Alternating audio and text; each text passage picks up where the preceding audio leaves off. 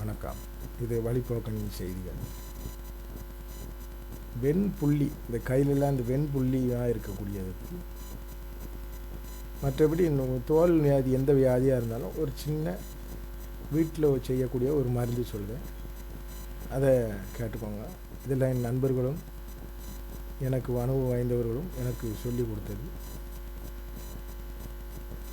வெண்புள்ளியை வெண்குஷ்டம் அந்த மாதிரிலாம் சொல்லுவாங்க. அதெல்லாம் ஒன்றும் நீங்கள் கவலைப்படாண்டாம். கண்டங்கத்திரி காய்ந்த வற்றல், கண்டங்கத்திரி காய்ந்த வற்றல் 2 தேங்கரண்டி செக்கு எண் நல்லெண்ணெய், அதாவது 100 மில்லி. கண்டங்கத்திரி காய்ந்த வற்றல் இது நாட்டு மருந்து கடைகளில் கிடைக்கும்.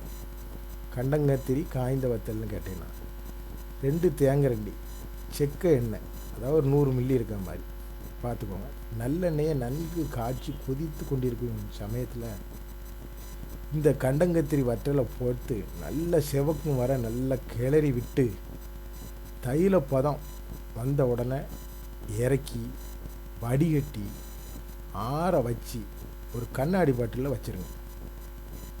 தினமும் காலைல எழுந்த உடனே இந்த உடலில் இருக்கக்கூடிய அந்த வெள்ளையாக இருக்கும்ல, அந்த இடத்துல ஃபுல்லாக இந்த தைலத்தை நல்லா தேய்ச்சி சூரிய வெளிச்சத்தில் ஒரு அரை மணி நேரம் இந்த வெயில் நல்லா படும்படி நின்னேன்னா இந்த புள்ளி தோல் சம்பந்தப்பட்ட நோய்கள் முழுவதும் பரிபூர்ணமாக குணமடையும்.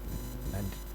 இந்த வழிபோக்கனுடைய சேனல்களை பிடித்திருந்தால் சப்ஸ்கிரைப் பண்ணவும், லைக் பண்ணுங்கள். எதுவும் குறை இருந்தால் கமெண்ட் பண்ணுங்கள். ரொம்ப நன்றி.